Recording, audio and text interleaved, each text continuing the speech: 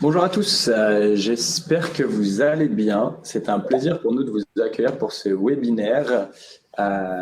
Nos deux entreprises, à savoir Urban Gaming et Bicast, sont ravis de vous recevoir aujourd'hui pour vous donner les clés d'un onboarding collaborateur inoubliable. Donc, n'hésitez pas à nous rejoindre pour la session sur le lien suivant que vous allez voir apparaître dans le chat pour participer à la session. Nous avons préparé quelques activités afin de rendre ce webinaire interactif. Donc, n'hésitez pas à nous rejoindre sur notre plateforme. On va se laisser un petit peu de temps, le temps que tout le monde arrive, tout le monde puisse participer, tout le monde se connecte. Donc, Anne-Sophie, en attendant, est-ce que tu pourrais nous présenter Urban Gaming, s'il te plaît? Oui, bien sûr. Bonjour à tous, déjà.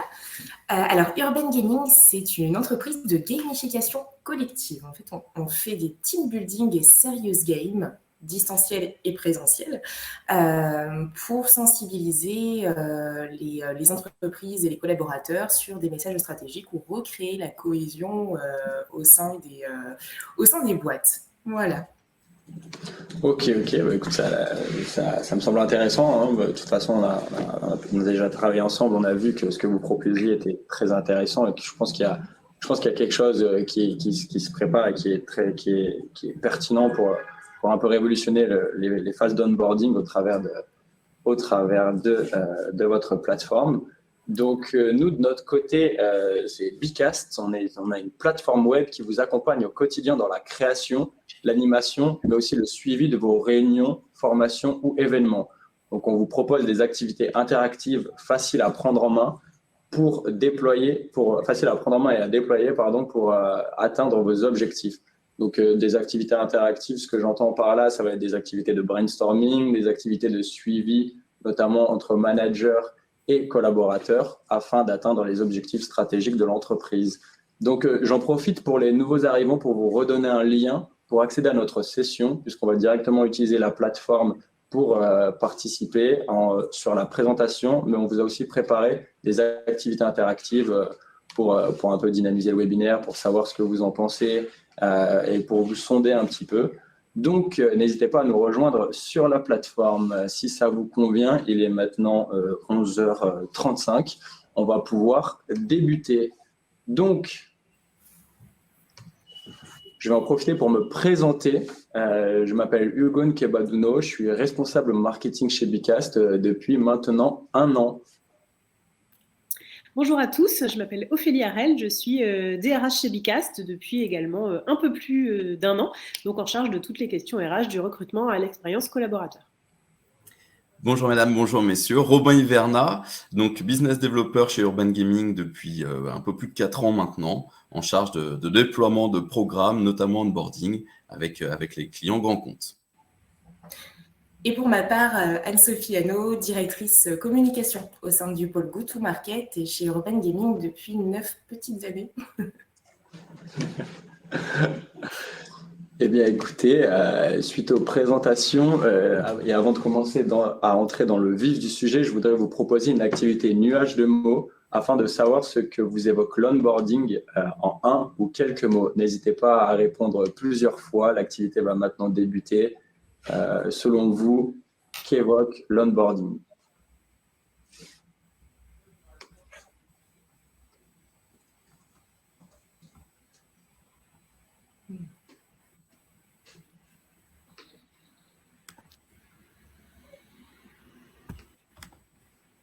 Si jamais on a des personnes qui sont arrivées, qui viennent juste d'arriver, pour rappel, n'hésitez pas à regarder dans le chat pour pouvoir participer et suivre la présentation directement via la plateforme. On vous remet le lien pour que vous puissiez y accéder. Donc, je vois que dans l'onboarding, ça évoque pas mal l'intégration et c'est complètement le cas. L'accueil aussi, qui est une chose très importante pour qu'un collaborateur se sente bien dès son arrivée et puisse développer son sentiment d'appartenance à l'entreprise. La culture d'entreprise aussi, en effet, puisque ça va être l'occasion de transmettre rapidement la culture d'entreprise aux collaborateurs et aux nouvelles arrivants. Je vois qu'il y a un terme qui est intéressant, qui est l'écoute. En effet, je pense qu'elle va dans les deux sens, c'est-à-dire que le collaborateur doit être à l'écoute de ses collègues, mais aussi de ses managers et de sa hiérarchie pour comprendre les rythmes dans l'entreprise et sa culture. Mais je pense que l'entreprise et ses collègues doivent aussi être à son écoute pour apprendre à le connaître et lui faciliter son intégration? Je vois qu'on a beaucoup de propositions, c'est top. On a un bel engagement. Je vous remercie pour votre engagement. Montez à bord, tout à fait, tout à fait. Je vais y venir justement juste après. Donc, c'est exactement ça et je trouve que c'est une très belle image pour parler de l'onboarding. Écoutez, si ça vous convient, je vais maintenant terminer l'activité. Je vois que la parole est libérée, que vous êtes tous en train de participer. On va en profiter pour clôturer cette activité et entrer dans le vif du sujet. Donc, lorsqu'on parle d'onboarding, il y a plusieurs éléments à prendre en compte, à savoir que l'expression d'onboarding provient du terme anglais to get on board. Donc, cela signifie littéralement embarquer ou monter à bord. Je ne sais pas pour vous, mais personnellement, je trouve que c'est une très belle image et qu'elle correspond parfaitement à l'arrivée d'un nouveau collaborateur dans une entreprise. Le terme onboarding est apparu dans les années 1970 et a été théorisé de la manière suivante, c'est-à-dire qu'on l'a mis en avant sous le terme de socialisation organisationnelle. Ça a été théorisé par les chercheurs Von Manon en 1978 et Shane en 1978. Lorsqu'on parle d'onboarding, quelle est sa durée? La durée va être variable selon les entreprises et les collaborateurs, mais généralement, ça va être entre 3 mois, voire 1 an pour les plus longues. Il se conviendra maintenant de parler de la règle des 4 C. En onboarding, qu'est-ce que la règle des 4 C? Le premier C correspond à la conformité, c'est-à-dire les règles inhérentes à l'entreprise, son cadre légal. Ensuite vient la clarification qui aura lieu entre le manager et le nouvel arrivant au niveau de la clarification du poste et de ses missions. Mais il conviendra aussi de définir des objectifs clairs. Ensuite, le 3e C correspond à la culture. C'est le moment où le nouvel onboardé va découvrir son environnement de travail, les normes culturelles de l'entreprise, mais aussi relationnelles, par exemple, qu'elles soient formelles ou informelles. Ensuite, au niveau de la connexion, qui sera le 4e C, ça va être l'intégration dans l'entreprise, ainsi que la création de liens avec ses collègues. On va maintenant passer à la slide suivante et je vais vous parler des différentes étapes d'onboarding. Donc, il y a la phase de pré-boarding, ça va être la phase juste du moment où le collaborateur va signer son contrat jusqu'à son arrivée en entreprise. Ensuite viendra la phase d'orientation, qui sera sa première journée en entreprise, où il va pouvoir découvrir les locaux, ses collègues, rencontrer les différentes personnes et les différents pôles. Puis viendra la phase d'intégration, qui sera la période de suivi pour engager la recrue avec son manager, avec sa hiérarchie, mais aussi avec ses collaborateurs. Je vais maintenant laisser la parole à Ophélie, qui va vous parler des enjeux pour l'entreprise. Alors, donc effectivement, on a souhaité commencer par 2 grands enjeux qui sont importants pour l'entreprise, un enjeu de cohésion et un enjeu financier. Je m'explique, la première journée de contrat de travail d'un collaborateur, elle est essentielle pour renforcer les liens entre ce nouvel arrivant et l'entreprise. Ça va aussi être important pour lui de rencontrer ses nouveaux collègues. Évidemment, il n'a pas forcément rencontré beaucoup de personnes pendant le process de recrutement et il va surtout en garder une première impression très importante. Un nouveau collaborateur, il a évidemment passé des entretiens, mais il va découvrir vraiment le jour J à quoi va ressembler son expérience dans l'entreprise. Et plus cette première impression sera bonne, plus ça va lui donner envie d'en parler à son entourage, à ses anciens collègues, à sa famille. Et évidemment, une bonne première impression va donner envie peut-être à d'autres personnes de candidater dans l'entreprise et de devenir les collègues de ce nouvel arrivant. C'est une manière de transformer les nouveaux collaborateurs en ambassadeurs de la culture de l'entreprise et d'une marque employeur de manière plus large. Un salarié qui se plaît bien dans son entreprise va en parler et effectivement porter la bonne parole de son entreprise, si je puis m'exprimer ainsi. Il y a un second point qui est important, c'est la partie financière. Forcément, un recrutement, ça prend du temps des équipes RH pour faire passer les entretiens, organiser le process de recrutement, gérer la partie administrative aussi, préparer le contrat de travail, tout ce qui va avec. Et évidemment, la formation d'un nouveau collaborateur va passer par du temps qui lui est consacré à la fois par son manager et par ses collègues. De manière générale, un chiffre important qu'on voulait vous partager, c'est qu'effectivement, une excellente expérience d'intégration garantit que quasiment 70% des employés restent dans une entreprise pendant 3 ans. C'est important de le dire parce que, évidemment, une bonne expérience d'intégration, c'est important, mais la rétention des talents et faire en sorte de garder un turnover assez faible est aussi un aspect très important pour toutes les entreprises en 2022. Alors, pour enchaîner, une petite question à laquelle on va vous inviter à répondre donc sur la session Bicast. À votre avis, à combien peut-on estimer le coût d'une intégration ratée qui va donc conduire à un nouveau processus de recrutement? On vous a proposé plusieurs options, donc on vous invite à y répondre et on va ensuite évidemment débriefer de la réponse tous ensemble. Alors, je vois que vous avez déjà accès, que vous commencez à donner votre avis sur ce sujet. Je vais participer moi aussi, même si évidemment je connais la réponse, c'est un peu triché.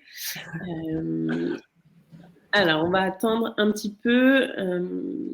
Je vois que une quasi-moitié des participants est d'accord sur une des 4 options proposées. On va vous laisser encore quelques secondes et on va pouvoir clôturer. Voilà. On va passer à la clôture. Ouais, Hugo, c'est bon, tu clôtures? Tout à fait. Merci à tous pour votre participation. Et j'ai l'impression qu'on va avoir quelques surprises. Voilà, je vois que alors la réponse s'affiche. Peu de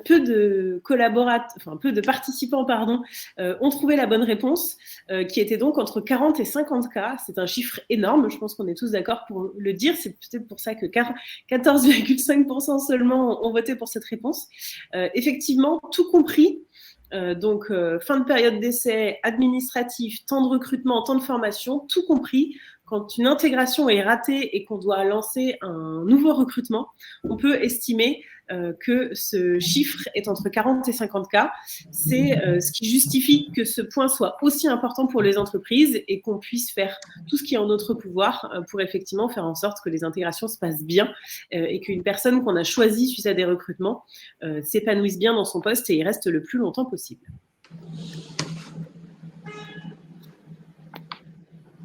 Alors justement, pour vous aider à prévoir des process d'onboarding inoubliables dans vos entreprises, on voulait vous faire part de quelques bonnes pratiques qui ne sont évidemment pas des règles fixes. Le but, c'est que chaque entreprise s'en inspire pour pouvoir créer un process de recrutement qui lui ressemble, avec de nouvelles idées, d'autres choses qui peuvent évidemment être ajoutées à cette liste. Mais en tout cas, ça nous paraît être voilà, le pack indispensable de tout process d'intégration pour la première journée. Donc alors, on en a peut-être pas vu beaucoup dans les 2 dernières années, mais c'est toujours sympa de se faire accueillir par un petit déjeuner lors de son premier jour. Ça détend un peu l'atmosphère, on peut commencer à rencontrer certains collègues et à apprendre les prénoms autour d'un café et d'un croissant. Donc voilà, c'est toujours bien d'avoir ce petit moment informel avant de rentrer dans le vif du sujet.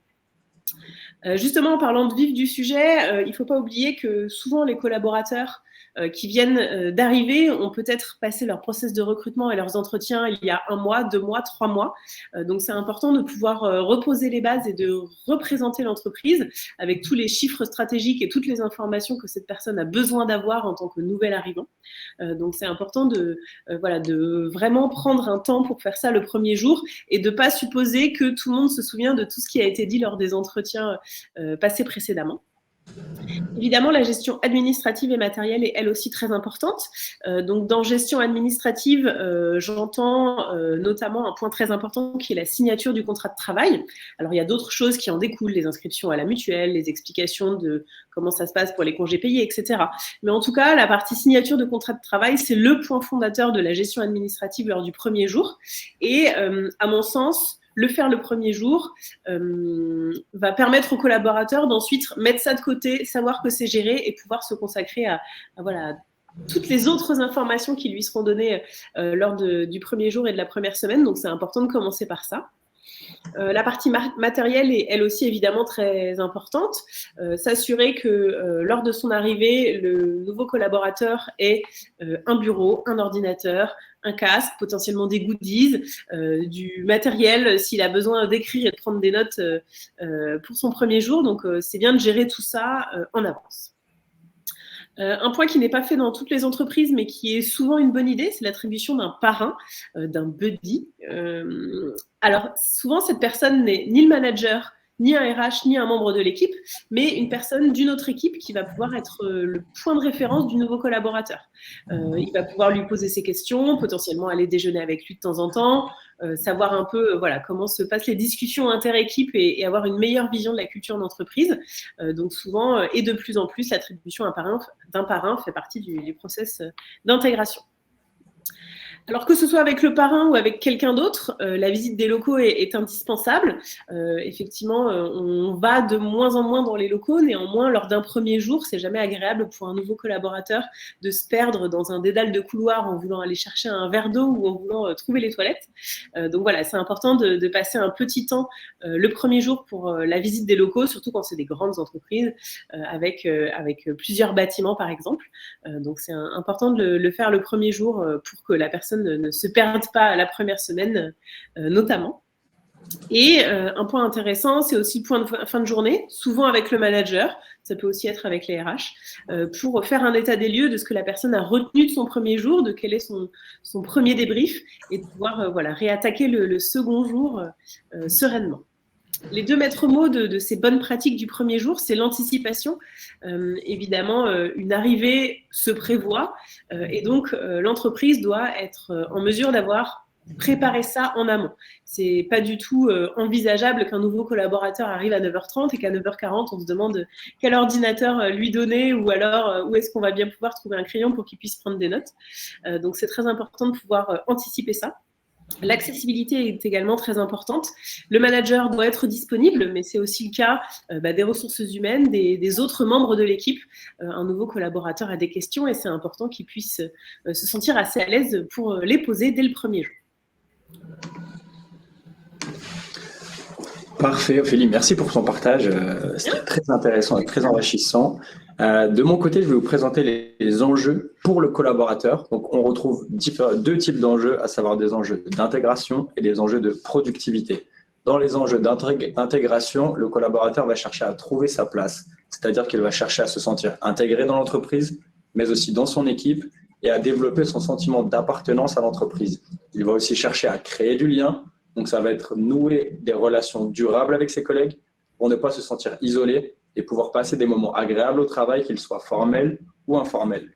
Il y a aussi assimiler cette culture d'entreprise, puisque pour en comprendre les rites, les manières d'être ou d'échanger entre collaborateurs, ainsi qu'avec sa hiérarchie, il va falloir qu'il se plonge vraiment et qu'il soit apte à comprendre son environnement. Ensuite, au niveau des enjeux de productivité, on retrouve comprendre son environnement de travail. Et maintenant, avec le travail hybride, l'environnement de travail est physique, mais aussi digital. Donc, dans un premier temps, pour un environnement physique, il va chercher à repérer les lieux, repérer les différents services, où se trouve par exemple la cantine, où se trouve le pôle marketing ou le pôle commercial. Ça, c'est plutôt dans les grands groupes notamment. Ensuite, pour ce qui est l'environnement de travail digital, il va devoir prendre en main sa digital workplace. Donc, ça va être tous ces outils collaboratifs, ces espaces de stockage en ligne pour pouvoir se frayer un chemin et trouver rapidement la documentation. Ça va être comment utiliser l'application de messagerie interne pour pouvoir échanger lorsqu'il est en télétravail ou en déplacement avec ses collaborateurs. En termes de productivité, le collaborateur va aussi chercher à monter en compétences pour être rapidement productif et à l'aise dans ses fonctions et pouvoir délivrer des résultats. Et ensuite, pour terminer, il cherchera à comprendre son secteur. Donc, c'est être à même de prendre des décisions sensées et orientées résultats pour aider l'entreprise à être performante et répondre à des objectifs stratégiques. Je vais maintenant laisser la main à Robin, qui va vous parler de l'onboarding hybride, de ses risques, mais aussi de ses bénéfices. Merci Hugo. Effectivement, vous l'avez compris, donc l'onboarding a des enjeux à plusieurs niveaux pour l'entreprise et actuellement, avec la crise sanitaire qu'on a vécue, il a été transformé. On a dû le repenser à tous les niveaux, que ce soit évidemment au niveau des entreprises, mais aussi nous, au niveau des prestataires, proposer des solutions qui s'adaptent. Donc, ce qu'on voulait quand même mettre en évidence, c'est les risques et les bénéfices de cette approche hybride qui est quand même relativement nouvelle et qu'on a appris à appréhender et à découvrir durant 2 ans. On va commencer par la partie risque.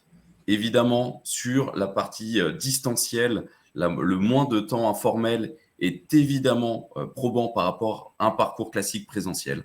Voilà, ces temps d'échange informels qu'on peut avoir entre collaborateurs qui va créer du lien ont un petit peu disparu. Donc ça, il faut l'avoir en tête. Ça va aussi de pair avec le deuxième risque, qui est le sentiment de solitude accentué. On le sait, on est chacun, même là actuellement, on est certainement nombreux à être seul chez soi et on peut vivre aussi un parcours d'intégration par le distanciel comme une certaine intrusion dans son environnement personnel. Donc on sait que pour beaucoup de personnes, ça peut être un frein. Donc celui-là aussi est à prendre en compte, ce risque très important. La fluidité des échanges en distanciel, elle est forcément un peu hachée. On va passer par des chats, des mails, on doit organiser une réunion sur un outil de visioconférence. Forcément, c'est moins fluide que se lever, aller voir son collègue ou sa collègue qui est juste à côté et parler directement avec lui ou elle. La baisse de productivité, c'est quelque chose qui a été très craint au début de la crise par les entreprises parce que cette peur de ne plus avoir le contrôle sur la journée du collaborateur. Et effectivement, on peut, dans certains cas, dire que quelqu'un qui est lâché complètement libre chez lui va tendance à repousser certaines choses, à avoir une productivité qui baisse parce qu'il n'y a pas cet environnement de travail qui l'entoure et qui le motive. Et enfin, la gestion des locaux, ça a été un sujet, je l'imagine, pour beaucoup d'entre vous. C'est-à-dire qu'on se retrouve au moment de la crise sanitaire avec des locaux qui sont pensés souvent de manière assez classique, c'est-à-dire des bureaux ou en tout cas des open space pour tout le monde. Et d'un coup, on se retrouve avec des bureaux complètement inutilisés ou très peu utilisés. Et on se rend compte que le télétravail va rester. Donc, l'hybridité qui a été induite par la crise sanitaire a forcément provoqué un risque de charge immobilière trop importante. Néanmoins, il y a quand même des bénéfices à tout ça. Le premier, c'est la digitalisation des process RH. Être capable aujourd'hui d'avoir tout son process RH qui est digitalisé, qui peut être déployé très rapidement, c'est dû à cette situation, c'est dû à l'apparition du distanciel. Ça nous a forcé à avoir des process qui soient plus carrés et ça nous permet aussi d'avoir un déploiement de ces fameux process beaucoup plus important. On le sait, si on parle d'onboarding pur et dur, le parcours présentiel, il faut regrouper les gens. Donc, c'est de la logistique, c'est du temps, c'est un budget. La digitalisation de ces process-là permet de le déployer de manière beaucoup plus rapide et beaucoup plus large en termes géographiques. Aujourd'hui, il y a des clients qui ont des process onboarding qui couvrent plusieurs fuseaux horaires différents. Donc ça, c'est un vrai bonus. Ça vous donne de la flexibilité. L'apprentissage facilité, c'est le fait de proposer à vos collaborateurs un parcours qui soit complet, à la fois avec des sessions comme on pourrait l'être aujourd'hui sur Bcast, où on est en collectif, où on va échanger, on va avoir des ateliers où on va donner son avis, on va faire des brainstorms, mais aussi des moments seuls chez soi ou à travers des plateformes LMS, des contenus transmis par l'entreprise à ses nouveaux collaborateurs. On va leur donner la possibilité de se nourrir intellectuellement sur la culture de l'entreprise au moment où ils le souhaitent. Par rapport à ce qu'on disait tout à l'heure en risque de baisse de productivité, là, on va parler télétravail versus présentéisme. Un des gros bénéfices qui s'oppose à la baisse de productivité, c'est qu'en télétravail, des personnes ont trouvé des rythmes qu'ils ne pouvaient pas avoir en entreprise. Donc, on a une efficacité, pour le coup, qui s'est mise en place pour ces personnes-là, qui ont trouvé leur rythme de croisière, qui ont moins de perturbations, entre guillemets, comme ils pouvaient l'avoir au bureau. Et puis, on évite aussi, on va dire, la mauvaise ambiance de la fameuse blague du jeudi ou vendredi soir à 17h quand on part, t'es déjà en week-end, où on sait qu'aujourd'hui, ça n'a plus de sens. Et enfin, le développement de l'autonomie, effectivement, toujours dans le même esprit. Quand on est constamment avec ses collaborateurs en présentiel, c'est très simple, qu'on a une question auquel on n'a pas la réponse, tout de suite, on va demander. On sait que quelqu'un a la réponse, je sais quel collègue est capable de m'orienter, je vais lui poser la question. Quand on est en distanciel, par moment, on n'a pas cet échange, comme on le disait tout à l'heure, les échanges sont plus hachés, donc on est obligé de chercher l'information soi-même, et ça a apporté un vrai développement de l'autonomie qui a une valeur pour l'entreprise. On va passer donc à la slide suivante où je vais donc laisser la parole à Anne-Sophie. Yes. Merci beaucoup, Robin, pour cette parole donnée.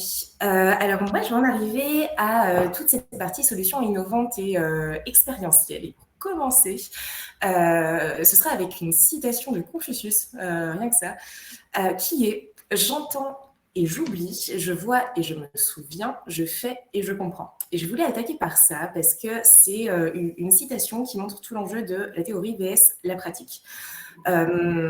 Et pour parler pratique, je vais parler gamification. La gamification, c'est quoi? C'est le fait d'intégrer des mécaniques de jeu dans un domaine qui, initialement, n'est pas ludique et qui permet d'engager un groupe ou un individu à travers le challenge. Dans la gamification, on va retrouver cinq grands axes de motivation. Ça va passer par les points, les badges, les niveaux, la progression et le challenge. C'est une manière de se motiver pour atteindre son objectif. Ces axes-là sont la source de motivation du joueur et c'est justement parce qu'il a ces différents enjeux que son attention et surtout son envie de comprendre se développe. Vous remarquerez, si vous réfléchissez bien, qu'aujourd'hui, la gamification, elle est un petit peu partout. Elle est dans le milieu scolaire, elle est dans le milieu professionnel, elle est sur les réseaux sociaux avec la culture du like, des jeux concours. Quand vous souhaitez perdre du poids, arrêter de fumer, vous allez passer par une application qui va vous challenger, vous allez fixer des objectifs et puis vous allez atteindre des niveaux. Et il y a cet appât du gain, entre guillemets, qui va être un bel axe de motivation. Mais dans le cadre de la discussion qu'on a aujourd'hui sur l'onboarding, je vais en venir à parler de la gamification collective. Donc, on va pouvoir passer à la slide qui est juste après. Et cette gamification collective, en fait, elle va permettre à un groupe de personnes d'atteindre un objectif commun et donc de jouer ensemble. Et chez Urban Gaming, on utilise cette notion de gamification collective, notamment pour les 3 piliers que ça va impliquer. Le premier pilier, c'est la théorie des intelligences multiples. Donc, cette théorie, c'est un terme qui a été proposé pour la première fois par Howard Gardner en 1983. Et elle suggère qu'en fait, il existe plusieurs types d'intelligence, que ce soit chez l'enfant ou chez l'adulte. Quand on pense intelligence, on pense assez vite concret, logico-mathématique. Ça en fait partie, mais il n'y a pas que ça. On va parler d'intelligence linguistique, d'intelligence logique, donc qui passe par cette compréhension qu'on a tous en tête, naturaliste, visio-spatiale, kinesthésique, musicale, interpersonnel et intrapersonnel. Donc là, on va être dans le distinguo entre le lien qu'on a à nos émotions et le lien qu'on a aux autres. Et le jeu va vraiment permettre de pouvoir solliciter ces différentes typologies d'intelligence parce qu'on va avoir différentes mécaniques de jeu en fonction des questions qui sont posées. Et chacun, en fait, va pouvoir mettre sa pierre à l'édifice dans le cadre d'un serious game, par exemple. Le deuxième pilier, c'est la notion d'intelligence collective. Donc, on en revient à cette histoire d'équipe. En fait, le jeu, il va offrir aux participants un contexte qui est ludique, qui est hors du quotidien de travail, et ça va instaurer 2 paramètres. Un, ça va être l'horizontalité qui favorise les échanges. Dans le cadre d'un jeu, on n'est plus dans un échange hiérarchique et ça va permettre un retour au naturel qui lui-même permet à chacun de pouvoir se dévoiler sans avoir le stress de l'enjeu au-delà de l'enjeu du jeu. Et donc, avec l'utilisation de l'intelligence collective dans le cadre de l'onboarding et du recrutement, parce qu'il y a ça aussi qui est un enjeu, on assure une surface d'échange entre les participants et une plage d'observation sur les soft skills. Donc, parmi les avantages, entre guillemets, de l'intelligence collective, on va retrouver le fait de décider avec l'appui du collectif. Ça va permettre d'encourager et d'organiser la réflexion collective, d'orchestrer les talents, de stimuler l'intelligence émotionnelle, on en parlait justement dans la théorie des intelligences multiples, de favoriser la coopération. Forcément, quand on a un enjeu commun, on coopère pour arriver au bout. d'instaurer la confiance. Ça, c'est une partie qui est super importante, mais au sein d'une équipe, par exemple, on aura souvent des personnes qui seront plus timides à donner une réponse, qui ne vont pas oser. Donc, l'idée, c'est de se dire, OK, quelqu'un semble avoir la bonne réponse, on lui fait confiance, même si elle le dit timidement. Enfin, on le retrouve assez souvent dans le cadre des activités. D'exploiter les soft skills, donc au-delà de la connaissance pratique, ce qu'on appelle les hard skills techniques, on va pouvoir aussi détecter les soft skills d'une personne, comment elle réagit, est-ce qu'elle est plutôt leader, est-ce qu'elle est à l'écoute ou pas. Et enfin, ça permet de gérer les tensions. Et puis le troisième pilier, je vais l'attaquer par une question que vous allez tous vous poser. C'est celle de savoir ce que vous faisiez lorsque la France a gagné la Coupe du Monde en 1998. J'ai osé la question de boomer. En tout cas, moi, je m'en souviens. Et je pense que 99,9% des gens qui ont vécu cette période-là s'en souviennent aussi. En fait, chez tous les êtres vivants, l'émotion, c'est le vecteur mémoriel le plus puissant. Donc, une information qui est liée à une émotion sera beaucoup plus durable et fiable dans le temps. Donc, par sa nature, le jeu qui va provoquer une émotion, elle peut être positive ou négative. Ça peut être le fait d'être content d'avoir gagné ou d'avoir atteint un niveau. Ça peut être la frustration de ne pas l'avoir relevé. Le jeu va créer cette émotion partagée au sein de l'équipe, dans le cadre du collectif. Et ça signifie que collectivement, l'émotion va assurer la rétention totale de l'information. Après le jeu, les gens qui ont vécu cette expérience vont être encore dans la discussion, et ça, on le réalise aussi à l'issue des différentes activités. On sent les gens qui échangent, et tu te souviens de la question, et qu'est-ce que tu as pensé de ça? Enfin, voilà, ça va provoquer aussi un petit moment de cohésion après. Donc, dans le cadre de l'utilisation du jeu dans l'onboarding, ça va vraiment assurer une excellente rétention des messages clés qui sont hyper importants, les messages clés de l'entreprise. On en reparlera un tout petit peu plus tard, mais notamment tout ce qui va concerner le livret d'accueil. Et dans le cadre du recrutement, non seulement le jeu va valoriser l'image de marque, la fameuse marque employeur dont on parle de plus en plus, et ça transforme également le candidat en ambassadeur. Quand on a construit nos activités chez Urban Gaming, on est parti un petit peu explorer les besoins des différentes entreprises. Donc, on s'est vraiment appuyé sur les échanges et on a essayé de voir dans quelle mesure on pouvait apporter un maximum d'avantages pour l'entreprise. Parce que, mine de rien, la gamification, c'est bien si elle est bien utilisée. Le jeu pour le jeu a ses limites. Donc, on est parti explorer. Et ça me permet d'en venir à la partie avantages pour l'entreprise. Donc, on va passer à la slide qui est juste après. Et on a répertorié 4 points. Le premier, c'est de créer un effet waouh dans le process et de faire rayonner cette fameuse marque employeur. Le deuxième point, ça va être de favoriser la bonne intégration et de fidéliser le collaborateur. Le fait pour l'entreprise de centrer son approche autour de la valorisation expérientielle du collaborateur permet de créer pour le collaborateur un attachement vis-à-vis de l'entreprise et donc de favoriser la fidélisation. Troisième effet, c'est l'effet promo. Quand un collaborateur est onboardé dans une société, sa crainte, c'est d'être un petit peu tout seul au début.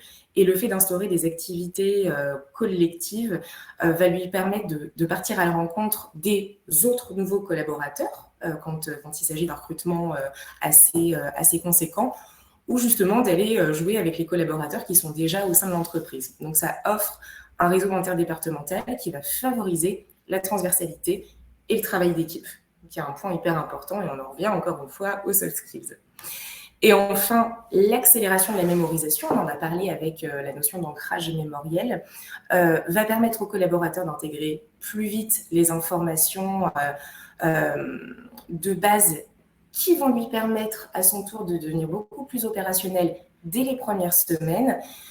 Et en ce sens, l'entreprise va pouvoir focaliser le reste du parcours sur les spécificités de métier.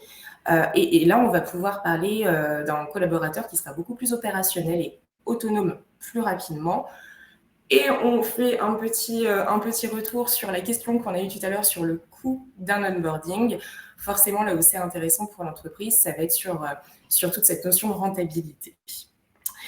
Voilà pour ce qui est de la partie innovation. Je vais repasser le flambeau juste derrière à Robin qui va rentrer un tout petit peu plus dans l'expérience urbaine. Merci beaucoup. Donc effectivement, là on va parler plus précisément de solutions que nous on propose chez Urban Gaming. Donc l'idée que vous avez compris, c'est effectivement d'apporter aux entreprises des outils qui vont valoriser leur parcours d'intégration, quel qu'il soit, c'est-à-dire présentiel ou distanciel, ou hybride. Donc dans cette approche-là, nous on a plusieurs cas qui se posent.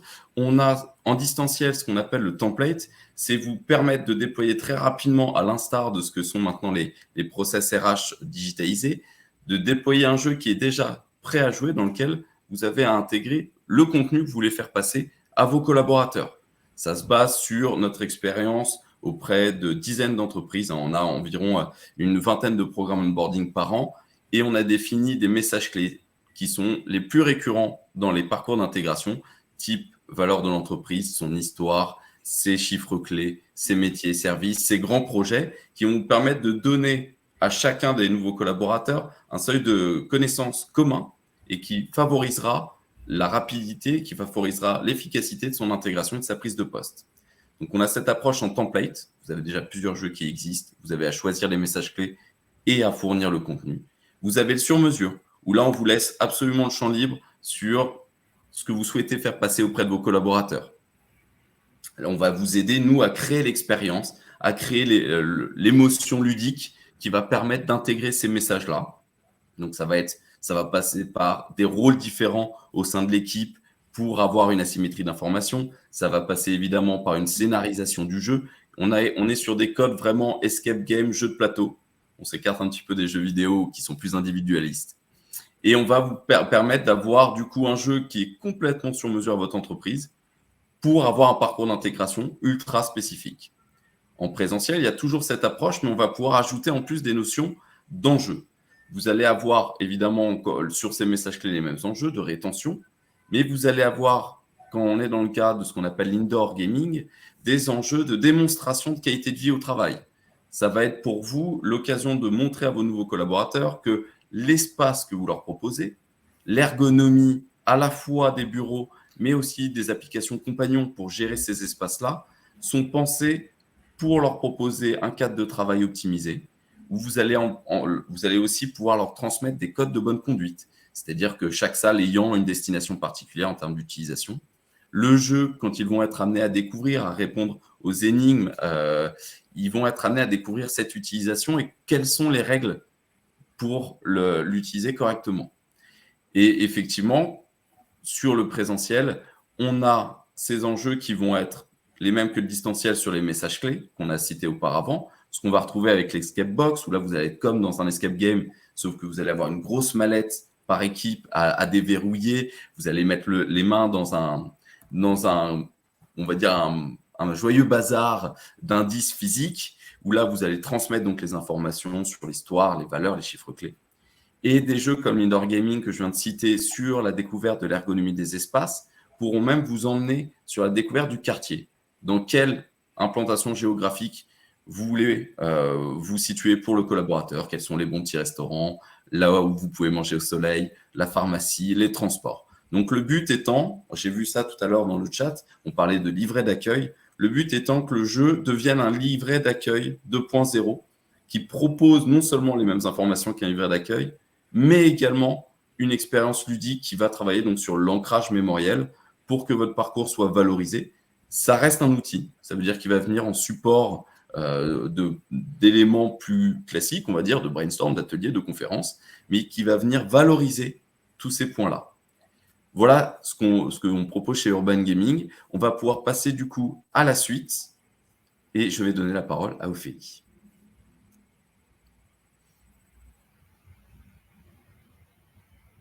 Oui, alors, donc effectivement, je vais enchaîner avec un parcours idéal sous une autre forme, puisque, alors évidemment, nous, chez Vicas, on a créé un livret d'accueil un peu différent de cette partie très expérientielle dont vient de nous parler Robin, mais plutôt un parcours qui va permettre de mettre à disposition beaucoup d'informations sous différentes formes et de manière asynchrone à des nouveaux collaborateurs.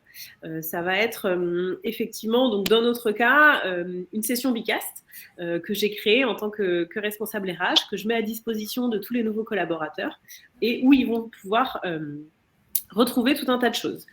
Donc, pour suivre ce petit graphique qu'Hugo nous a préparé, je vais vous donner différents exemples de ce qu'on peut retrouver dans ce parcours et dans cette session Bicast, de manière à ce que vous puissiez vous en inspirer pour créer une session qui vous ressemble et qui ressemble aux besoins de vos collaborateurs. Donc, on va pouvoir mettre à disposition des vidéos. Alors, c'est beaucoup le cas dans les grandes entreprises, avec par exemple une vidéo des fondateurs ou des gérants d'entreprise qu'on ne croise pas tous les matins dans les bureaux et qui ne peuvent pas venir à tous les petits déjeuners d'accueil tous les lundis. Mais c'est toujours bien d'avoir un mot d'accueil sous forme de vidéo, voilà, de qui vous voulez finalement dans l'entreprise. On va aussi pouvoir mettre à disposition de la documentation parce que malgré tout, on a beau vouloir améliorer et gamifier tout l'onboarding, il y a quand même un certain nombre de choses qui méritent d'être écrites. Alors parfois, c'est des informations pas très fun sur la mutuelle, la prévoyance, les congés payés, les outils que les collaborateurs vont avoir, les accès dont ils vont avoir besoin pour accéder à des outils. Donc c'est quand même intéressant et important d'avoir une partie de documentation écrite qui est mise à disposition. Dans Bicast, on va aussi pouvoir faire des quiz pour vérifier si les gens ont lu les informations qu'on a mises à leur disposition, s'ils les ont retenues, s'ils ont des questions aussi. On va aussi pouvoir les inviter à des webinaires avec, contrairement à la partie vidéo, des interactions avec d'autres personnes, soit de l'entreprise, soit d'autres entreprises qui travaillent sur le même secteur, et ça donne accès aux collaborateurs des informations sur la concurrence, des outils à la mode. C'est une forme de veille finalement. C'est important aussi de pouvoir jouer dans la collaboration entre de nouvelles personnes. C'est aussi ce que propose Bicast quand vous avez par exemple des promos de nouveaux arrivants, je sais pas, le premier lundi du mois. C'est bien de pouvoir faire en sorte qu'ils aient un espace de discussion où une personne pose une question et quelqu'un d'autre va se dire « Ah bah effectivement, j'avais la même question, j'ai pas pensé à la poser ». Donc ça, c'est effectivement toujours bien. On peut aussi leur mettre à disposition des articles, quel que soit le sujet, qu'ils pourront lire la première semaine, le premier mois, quand ils ont un petit peu de temps. C'est important que cette fonction soit dispo en asynchrone. Et pour finir, il y a aussi une partie échange. Je vais vous en parler juste après, mais c'est important que le parcours d'intégration soit suivi d'échanges réguliers avec notamment le manager et aussi les RH, de manière à ce que ce soit pas juste uniquement dédié aux premières semaines et qu'ensuite le collaborateur doive se débrouiller tout seul. Donc, 3 maîtres mots dans ce parcours idéal que vous pouvez organiser sur Bicast. On met à disposition des connaissances, on s'assure que le collaborateur puisse les assimiler à son rythme, quand il le souhaite, quand il a du temps libre. Et évidemment, il faut continuer par un suivi régulier avec notamment son manager. Hugo, je veux bien que tu passes à la slide suivante, s'il te plaît. Justement, on va vous donner un exemple de suivi qui est proposé dans Bicast pour améliorer notamment les points réguliers entre les collaborateurs et les managers. Et donc là, l'exemple qu'on a choisi, ça va être sur le feedback dans la relation intra-équipe. Donc, on va vous donner 2 exemples. C'est quelque chose qu'on fait chez Bicast. Tous les collaborateurs donnent leur humeur du mois en fonction de comment ils se sentent, et ça permet effectivement d'engager la discussion avec le manager et avec les autres membres de l'équipe. Donc, on peut essayer, vous allez voir que c'est relativement facile, mais on peut mettre du texte, des images, des émoticônes, tout ce qui peut permettre à une personne de dire comment elle se sent et de pouvoir ensuite engager la discussion avec son manager. Donc là, on vous a fait un exemple donc, sur l'humeur du mois. Du coup, c'est un tableau blanc avec tous les mois de l'année. Mais voilà, vous pouvez voir que chacun peut s'exprimer de la manière la plus libre qui soit sur ce sujet. Alors, un second exemple, parce qu'on n'a plus beaucoup de temps, vous avez promis de finir à midi 15. Donc, un second exemple qu'on a choisi et qu'on utilise également chez Bicast, c'est de pouvoir exprimer à l'écrit avec un peu plus de détails que dans l'exemple précédent, tout ce qui peut avoir besoin d'être discuté, notamment lors d'un one-to-one hebdomadaire ou mensuel avec un manager. Donc là, on peut également préparer tous les aspects de ce qui a pu se passer. Alors là, en l'occurrence, c'est pour janvier 2021. Mais voilà, ça permet de mettre au clair ce qu'un manager et ce qu'un collaborateur ont vécu pendant un mois. Et ça fait ensuite une base de discussion très importante et très utile pour des feedbacks réguliers. Ça permet de faire en sorte qu'on n'oublie pas de parler d'un point à son manager, qu'on ne repousse pas indéfiniment en se disant mais je suis trop pris dans l'opérationnel et puis j'avais besoin de parler d'une difficulté que j'ai eue ce mois-ci et j'en ai pas eu l'occasion. Donc voilà, c'est le genre de modèle qu'on vous propose et qui peut être très utile dans la vie de tous les jours pour garder les bonnes habitudes qu'on a prises lors de l'intégration avec beaucoup d'échanges. C'est important de faire en sorte que ces échanges-là se poursuivent tout au long de la vie du collaborateur dans son entreprise. Je pense que c'est tout pour moi et je vais laisser à Robin le plaisir de conclure. Avec le micro. Hop, merci Ophélie. Alors effectivement, on va conclure assez rapidement parce qu'on va vous demander une dernière participation à la fin. Mais comme vous l'avez compris, la crise sanitaire notamment a énormément bouleversé la façon de voir l'onboarding et de le mettre en place. On vous a fait un rappel aujourd'hui de ce que ça représente pour les entreprises. Évidemment, un enjeu financier très fort, des nouvelles attentes qui sont centrées aussi sur les nouvelles attentes générationnelles. Le reflet de la culture d'entreprise qui est devenue primordiale pour la rétention des talents. L'atout de fidélisation, dans le même principe de fidélisation des talents pour avoir cette compétitivité sur le marché du travail. La valorisation du parcours collaborateur, parce qu'aujourd'hui, on a changé un petit peu de prisme. On est centré autour de l'individu qui intègre l'entreprise. On doit le convaincre qu'il fait le bon choix. Et enfin, on a des parcours qui sont fortement contextuels, où on va devoir répondre à des contraintes sanitaires, par exemple, mais aussi dans d'autres cas, dans le cas d'entreprises internationales, des fuseaux à des créneaux horaires très différents, à une diversification des langues. Donc là, aujourd'hui, le parcours d'onboarding s'est déjà transformé et ça appelle d'autres transformations. Donc c'est ce qu'on va vous demander de faire comme petite activité, c'est de nous dire quels sont pour vous les paramètres de l'onboarding dans 5 à 10 ans. Quel est l'onboarding du futur? Donc, vous allez pouvoir participer sur Vicas comme tout à l'heure. Et là, lâchez-vous. Ça sera la dernière activité de ce webinaire. Donc, faites-vous plaisir.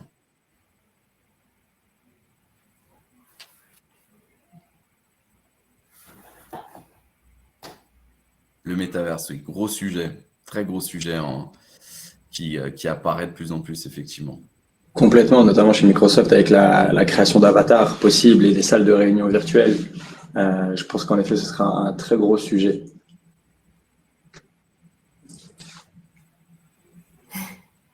L'open badge en expérientiel, ok. Je vois une réponse. Les croissants, c'est important, je suis tout à fait d'accord. Il ne faut pas hésiter pour le petit déjeuner à mettre des pains au chocolat aussi. Généralement, ça ravit les nouveaux collaborateurs. C'est la base. Je vois écrit équipe soudée en présentiel, confiance. Je suis tout à fait d'accord. Un onboarding de qualité permettra de souder les équipes et de faire en sorte que le nouvel intégré soit en confiance dans son équipe et dans son entreprise. En distanciel, interactif, tout à fait. Le but, c'est que tout le monde puisse participer. Par exemple, comme on peut le voir avec la découverte d'une entreprise, de sa culture et de ses locaux via Urban Gaming ou encore sur des activités de brainstorming via Vicas. Donc, tout à fait, c'est très important qu'en présentiel ou en distanciel, plutôt, ce soit interactif. Livraison de matériel et de goodies avant le jour J. Oui, je pense que c'est quelque chose qui peut être amené à se développer. Je crois que ça a été fait pendant le Covid, pas forcément avant le jour J. Mais en effet, ça peut être très pratique pour un collaborateur qui déciderait ou qui aurait envie de lire de la documentation en amont pour préparer au mieux son arrivée dans l'entreprise. Donc, ça peut être une très, très bonne idée. On a un beau retour du présentiel. On a de l'expérientiel en pleine nature. On a évidemment toutes les équipes soudées à travers des team building, à travers des échanges, des cérémonies. Donc, on a quand même là des participants qui sont très optimistes sur le retour du présentiel, tout en ayant une belle part aussi au distanciel. Je vois l'idée du cœur dédié, donc qui reprend effectivement l'idée qu'Ophélie avait mis en avant du parrain, qui peut se faire évidemment en distanciel. Ouais. Le but distanciel. Le but distanciel, oui. Eh ben, écoutez, merci à tous pour votre participation. On va en profiter éventuellement pour vous demander un petit feedback sur ce webinaire pour savoir ce que vous en avez pensé. N'hésitez pas à voter pour nous dire un peu ce que vous en avez pensé sur 5 étoiles. En tout cas, pour nous, je tiens à vous préciser que ça a été un plaisir d'animer ce webinaire et de le préparer avec Urban Gaming et Bicast. Et on tenait à remercier pour votre participation, que ce soit au webinaire ou durant les différentes activités. Merci à tous. Merci à toutes Merci et à à tous. tous. Bon appétit. Bon appétit. Au revoir.